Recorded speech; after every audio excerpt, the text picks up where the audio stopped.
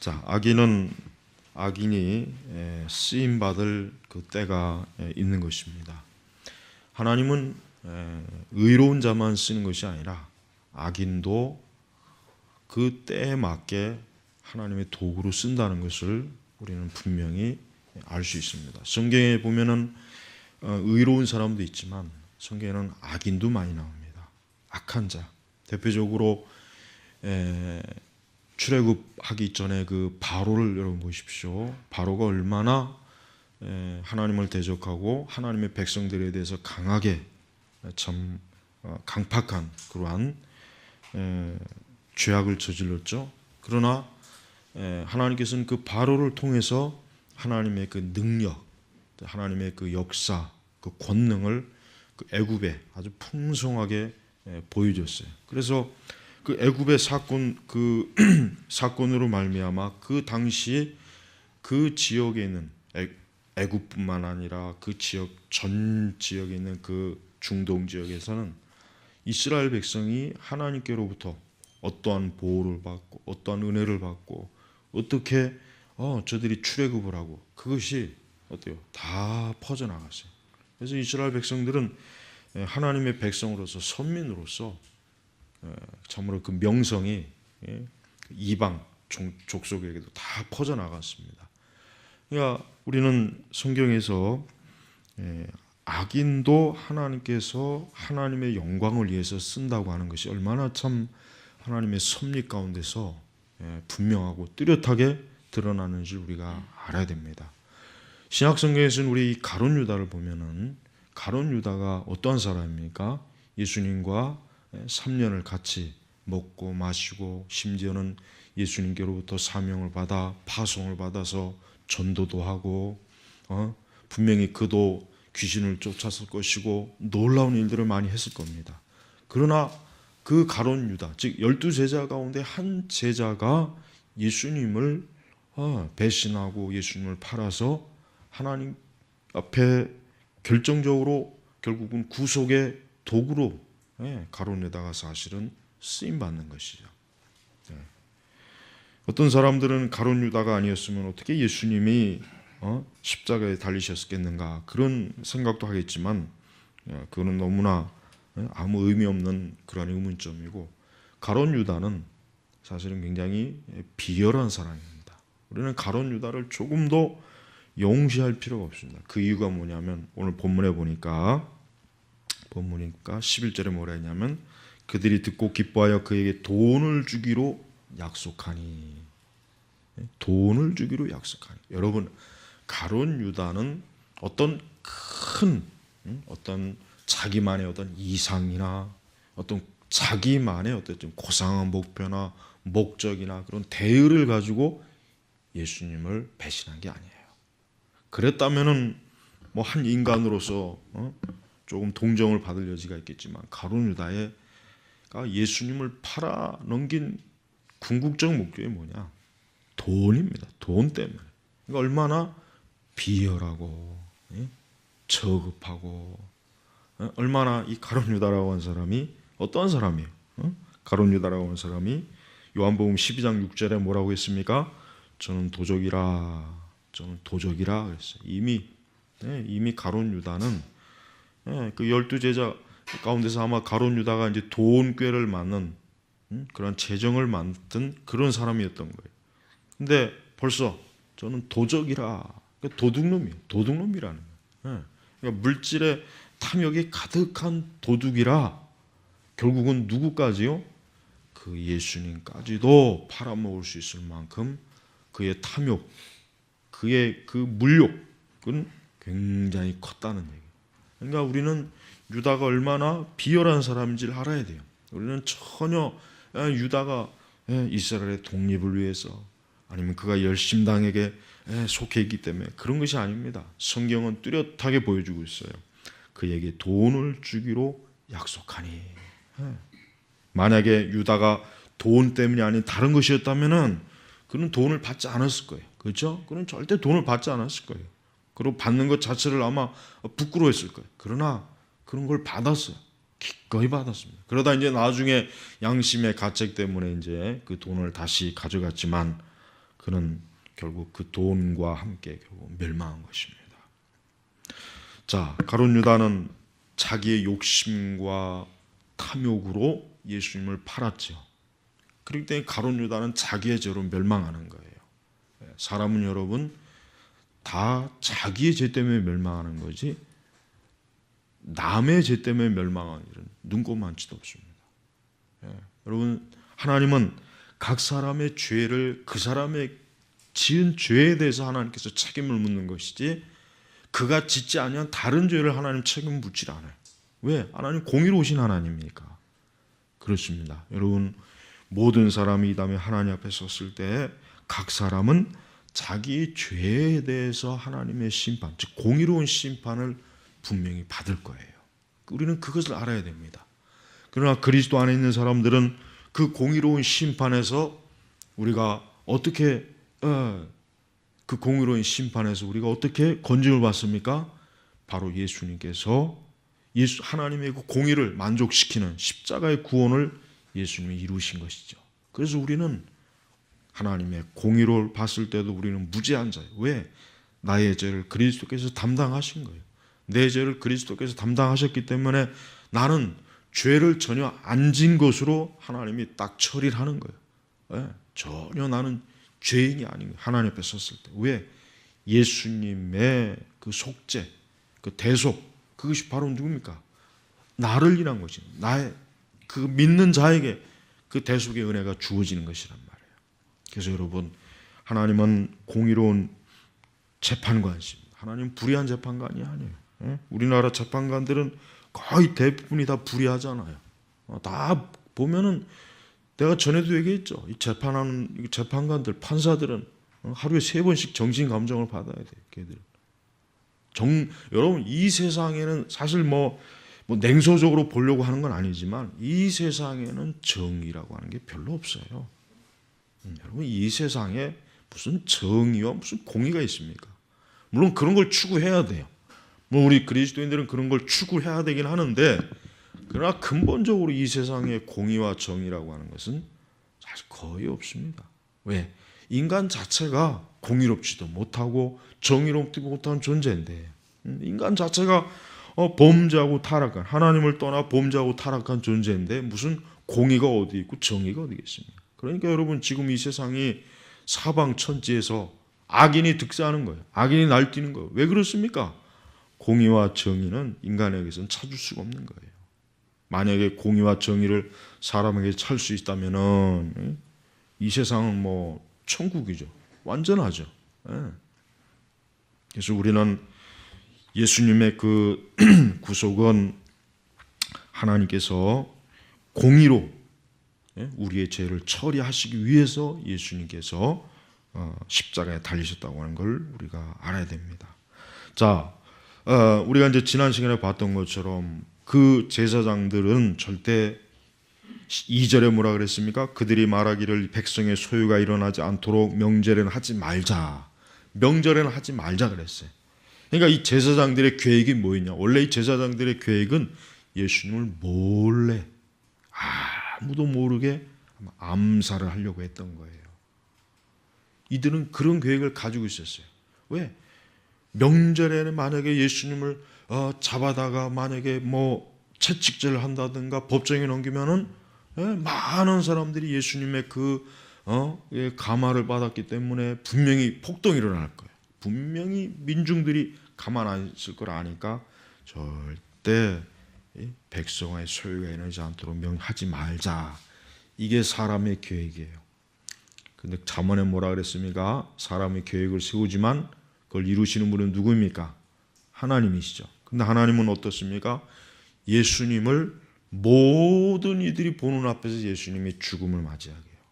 그래서 예수님이 명절에 돌아가신 언제? 6월절. 사람의 계획은 뭐였냐면 예수님을 아무도 모르게 예수님을 죽이려고 했어요. 예수님이 죽음을 가져오려고 했어요. 근데 하나님의 계획이 뭡니까? 그게 아니에요. 모든 이들이 다 보는, 그것도 골고다 언덕에서 얼마나 많은 사람들이 그 예수님의 그 십자가 형벌을 받겠습니까? 또 그 6월절에 엄청나게 수십만 아마 100만 이상이 모였을 거예요. 분명히. 그 사람들이 어때요? 사람이 좋아하는 게 뭐예요? 불구경하는 거, 다른 사람 벌 받는 거. 이게 사람이 좋아하는 거거든요. 본성적으로 사람이 좋아하는 거. 여러분 한번 생각해 보세요. 그 명절날에 예수님과 그 양 옆에 있는 그 강도들이 십자가의 형벌에 못 박는다니까 얼마나 많은 그 대중들이, 그 군중들이 좋은 구경 났다 해가지고 다 몰려들었을 거란 말이에요. 다 보세요. 하나님께서는 예수님의 십자가의 구속의 사역을 숨기는 것이 아니라 뭡니까? 온 세상에 다 드러낸 거예요. 바로 예수 그리스도께서 십자가에서 죽으시는 그 죽음, 그 형벌, 그 대속을 아무도 모르게 하는 것이 아니라 뭐예요? 그를 찌른 자들과 그의 제자들과 다 보게 하는 것입니다. 이걸 뭘 의미하겠습니까? 그리스도께서는 인류의 죄를 담당하신 분이라고 하는 것을 보여주신 거예요. 하나님께서. 그러니까 하나님께서 그 계획을 틀어버린 거예요. 누구를 통해서 틀었습니까? 누구를 통해서 틀었냐면은 바로 가롯 유다를 통해서. 그래서 요한복음 13장 27절에 뭐라고 하는지 아십니까? 유다에게 사단이 들어갔다 했어요. 가롯 유다에게 사단이 들어갔다고 했어요. 보세요. 하나님께서는 이 마귀도 하나님의 구속의 목적을 위해서 쓰는 거예요. 하나님께서 어떻게 하나님의 뜻을 이루십니까? 이 12제자 중에 가롯 유다에게 마귀가 들어가도록 하나님이 허용하신 허용. 그러나 우리가 분명히 알아야 돼요. 죄는 가롯 유다 자신의 탐욕으로 지은 거예요. 근데 성경이 또 분명하게 뭐라고 했어요? 가롯 유다에게 사단이 들어갔다 이거. 그러니까 우리가 이것을 볼 때 사람의 죄를 어떻게 우리가 봐야 되냐면 분명히 사람은 자기의 본성의 타락으로 죄를 지었지만 분명히 사단, 마귀의 어떤 역할이 있어요. 그죠? 마귀의 어떤 영향력이 있는 거예요. 지금 이 세상에 온갖 범죄하고 악을 저지르는 사람이 분명히 자신들의 타락과 정욕과 악한 본성으로 죄를 짓지만 거기에는 반드시 누가 있겠습니까? 이 마귀가 역사하는 거예요. 그래서 범죄하는 거예요. 죄악 있는 것은 반드시 마귀가 들끓어요. 한여름에 똥 싸는데 뭐가 꼬입니까? 똥파리가 꼬이잖아요. 죄가 있는 곳에는 반드시 마귀가 있어요. 이 더러운 귀신이 있어요. 악령이 있어요. 그걸 우리는 똑바로 알아야 돼요. 그러니까 단순히 죄를 인간의 도덕적, 윤리적으로 보면 안 되는 이유가 거기에 있는 거예요. 인간이 죄가 어떤 마귀의 역사 그런 게 없다면은 그냥 도덕적, 윤리적인 것으로 사람의 죄를 고칠 수 있잖아요. 그러나 그렇지 않아요. 마귀가 있는 거예요. 여러분 왜 사람들이 교회 안 나오셔야 합니까? 마귀가 이 공중권세자 보면 마귀가 사람들의 눈을 가리는 거예요. 그들이 생명으로 구원으로 하나님의 예배드리러 오지 못하게 그들을 죄악된 곳으로 다른 곳으로 정욕으로 그냥 사방천지로 그냥 지 멋대로 파리들이 여기저기 방향 없이 날아다니 그렇게 하는 것입니다. 하나님께서는 가롯 유다를 통해서 뭐예요? 10절에 보니까 12제자 중 하나인 가롯 유다가 대제사장들에게 예수님을 넘겨주려고 가니 11절에 그들이 듣고 기뻐하여. 그러니까 가롯 유다는 지금 어떠한 사람이 되는 거예요? 내부 고발자가 되는 거예요. 내부 고발자. 그러니까 이 제사장들이 얼마나 좋아했겠어요. 그렇지 않아도 어떻게 해야 저 예수를 잡아다 죽일까? 분명히 지들끼리 아마 고심고심해도 아마 별로 답이 안 나왔는데 그런데 수월하게 가롯 유다, 그것도 12제자 중에 예수님의 그 제자의 범위는 12제자, 70제자, 120, 500 그렇게 나가잖아요. 성경으로 볼 때. 근데 그 12제 아주 핵심 멤버 중에 딱 하니 와가지고 예수님을 팔겠다고 하는 얼마나 이 사람들이 그러니까 여기 보니까 듣고 기뻐하여. 그러니까 기뻐했다고 해요. 너무 좋아한 거예요. 너무 좋아한 거예요. 아주 일이 너무 편하게 된 거예요. 너무 편하게. 그러면서 이제 그에게 이제 돈을 주기로 한 거예요. 그래, 너가 참 우리가 원하는 계획을 네가 이렇게 도우니까 우리가 거기에 좀 돈을 주겠다. 대가 사례를 주겠다 이거예요. 그러면서 약속하니 그가 어떻게 예수님을 넘겨줄지 기회를 노리고 있었다. 그러니까 이제는 이 하나님께서 이제는 이 가룟 유다의 탐욕과 정욕과 사단으로 인하여서 어떻게 합니까?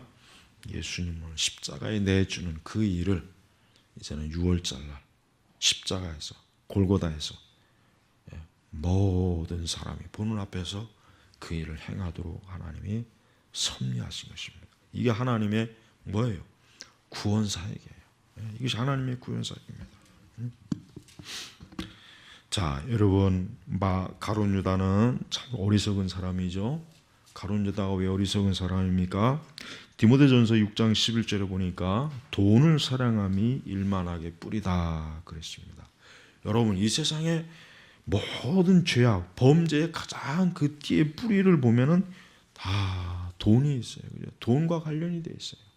예. 돈이라면은 뭐 얼마든지. 여러분 저 가난한 나라는 필리핀도 그렇지만 뭐 가난한 나라는 돈 몇 푼 쥐어주면 사람 죽이는 것도 아무렇지도 않게 얘기잖아요. 그러니까 이 돈을 위해서라면은 사람들은 무엇이든지 다 할 준비가 되어 있고 무엇이든지 다 팔 준비가 되어 있는 거예요. 돈을 위해서라면 뭐든지 그것이 좋은 것이든 나쁜 것을 가리질 않고 다 하는 거예요. 그래서 여기 돈을 사랑함이 일만하게 뿌리라. 그러니까 우리 성도들은 돈을 사랑해야 되겠습니까? 사실 돈을 사랑하지 않아야죠. 그런데 돈을 사랑하지 않는 게 얼마나 힘듭니까? 돈을 사랑하지 않는 게 누가 그랬잖아요. 돌보기를 황금보기를 돌고차라. 그거는 진짜 고상한 얘기예요. 돌도 황금으로 보면 벗지. 누가 그만큼 여러분 우리 성도들이 어때야 되겠습니까? 돈을 사랑하지 않는 마음을 가져야 되겠죠. 그렇죠? 그런데 여러분 보세요. 교회가 돈을 사랑하도록 오히려 교회가 돈을 사랑하도록 부추기는 게 뭐겠어요? 그 기복주의. 또 뭡니까? 성공주의. 네. 저는 제일 꼴보기 싫은 목사놈들이 누구냐면 아주 제일 꼴보기 싫은 목사놈들이 누구냐면 교회 안에서 이 사람처럼 성공하세요 하는 거. 아주 그게 제일 꼴보기 싫어요. 아주 그런 놈들은 아주 그냥 진짜 아주 정말 아주 그냥 뒤통수를 한번. 여러분 교회에서는 절대 그러면 안 돼요. 교회에서 저 사람처럼 성공해야 됩니다. 저 사람처럼 하나님 잘 믿어서 성공해야 됩니다. 이게 사실 하나님 잘 믿으라는 얘기 같지만 성공주의와 기복주의를 부추기는 거예요. 다른 세상은 다 그래도 되지만 교회는 그러면 안 돼요. 그러면 결국은 교회는 성공한 사람들만 오라는 얘기 아니에요. 성공한 사람. 가난하고 실패하고 돈 없는 인간들은 교회에서조차도 사람 대접 못 받는다는 거 아니에요. 그게 다 은연중에 심어주는 거예요. 그러면 안 된단 말이에요. 절대 안 된단 말이에요. 절대 교회 안에서는 성공하는 사람을 절대로 본을 보이면 안 돼요. 근데도 꽤나 많이 그런 수법을 많이 써요. 그게 다 뭐예요? 기복주의입니다. 그게 다 돈을 사랑하도록 만드는 거예요. 성경에는 돈을 사랑하지 말라. 돈을 사랑한 것도 우상이고 다 그렇게 말씀하셨는데 교회는 거꾸로 가요. 돈을 많이 벌어라, 성공해라, 뭐하라. 그걸 막 부추겨요, 사람들이, 신자들을. 그러니까 신자들이 물불을 가리지 않고 돈을 벌고 그 돈으로 11조 내고 감사헌금 내고 그 돈으로 거대한 예배당 세우고 그게 우상의 신전이지 그게 어떻게 하나님이 예배받는 신전이 되겠습니까? 우리가 특별히 정말 조심해야 될 것은 우리가 하나님의 일을 한다는 명목으로 우리는 하나님 앞에 탐욕을 구하면 안 돼요. 우리는 이렇게 하나님을 해야 되니까 하나님 우리에게 많은 것을 주세요. 이것은 아닙니다. 이것은 잘못하는 거예요. 우리나라 교회는 그렇게 그동안 많이 해왔어요. 그렇게 해가지고 큰 교회도 많이 짓고 선교도 많이 하고 많이 하기는 했지만 그러나 결과적으로 뭐가 됐습니까? 교회가 지금 무너지고 있잖아요. 결과적으로 교회가 그렇게 그렇게 아주 그냥 수단과 방법을 가리지 않고 외적 성장과 그 오만 쇼를 다 했지만 지금 교회가 어떻게 되고 있습니까? 타이타닉처럼 서서히 계속 무너지고 있잖아요. 지금 우리나라 개신교가 지금 안 무너진다고 생각하면 그 사람은 아직도 그 사람은 꿈속에 사는 사람이 망상이에요. 망상. 아직도 그 방송에 보면은 뭐 1200만 성도니 뭐 그 미친놈이야 그거. 1200만은 무슨 1200만에 지금 반토막이 났는데 지금 한 600만도 안 될 거예요. 지금 600만이 되는지 모르겠다. 한 700만 많아야. 그런데도 뭐 1200만 성도니 뭐 1000만 성도니 그게 개념이 없어요. 그렇게 현실 개념이. 예? 교회는 지금 우리나라 교회는 여러분 계속해서 지금 구멍 뚫린 배처럼 계속해서 지금 침몰하고 있는 거예요. 지금 교회는 침몰하고 있다니까요.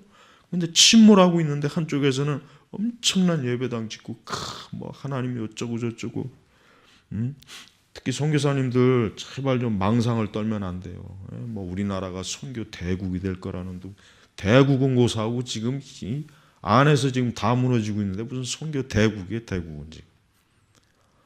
그렇게 제발 그 종교적인 망상에 좀 시달리면 안 된단 말이에요. 정신병자예요. 정신병자. 냉철하게 현실을 바라봐야 냉철하게 교회가 지금 어떤 상황인지 교회가 지금 어떤 형편에 처해 있는지 그걸 좀 냉철하게 봐야지. 그렇게 그냥 허황된 꿈을 여전히 꾸고 있으면 어떻게 됩니까? 우리 성도들은 돈을 사랑하지 않아야 됩니다. 그런데 이게 어렵습니다. 정말 이게 어렵습니다. 쉽지가 않습니다. 이건 정말 어려운 거예요. 그러니까 여러분 우리가 돈을 사랑하지 않고 하나님을 더 사랑해도 그만큼 우리가 얼마나 자기를 부인하고 절제해야 되겠고 우리가 철저하게 이런 것에 노예가 되지 않도록 우리 자신이 얼마나 참 영적으로 철저하게 하나님 앞에 서야 되겠습니까? 안 그렇겠어요? 하지만 이건 어렵습니다. 정말 어렵습니다. 많은 참 하나님의 사람들이 돈을 사랑해서 넘어지고 죄를 짓고 부끄러움과 수치를 당하고 교회는 큰 문제가 생기고 그런 일들이 많아요. 그러니까 우리가 항상 이런 일에 이렇게 말씀에 미리 다 경고했으니까 우리가 잘 주의해야 될 것입니다. 지금 시대는 뭐 돈이 모든 것을 다 지배하는 세상이니까 그런 데서 살라니 얼마나 우리가 참 성도들이 힘들겠습니까? 하지만 어쨌든 돈을 사랑하면 일만하게 뿌리라 했으니까 분명히 우리는 말씀의 경고를 잘 귀담아 들어야 돼요. 유다는 결국 그 본색이 드러났습니다. 결정적으로 유다는 하나님의 가족이 아니라 뭐가 됐습니까?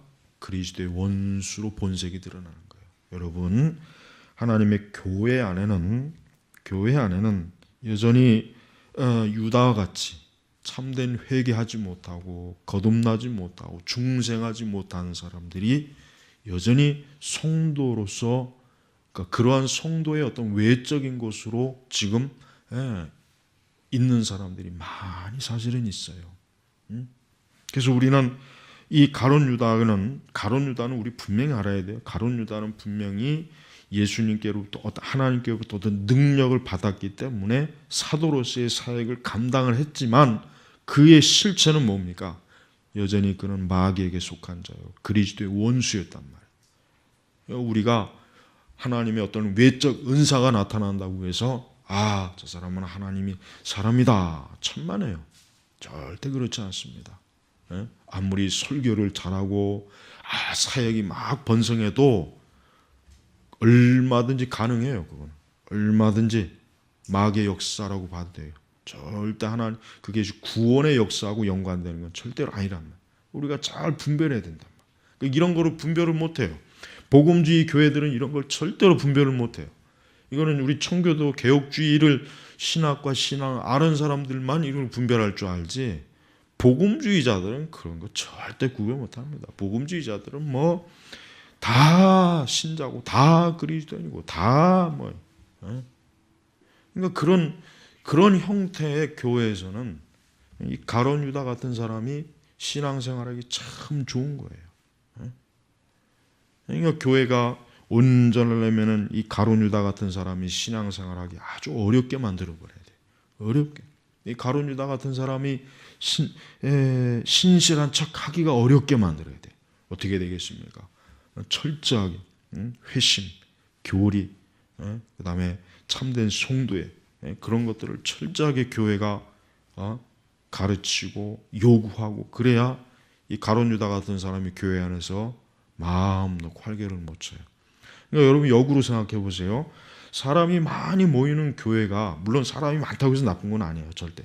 적다고 해서 좋은 것도 아닙니다. 그런 식으로 우리가 이렇게 이분법적으로 할 필요는 없어요. 절대.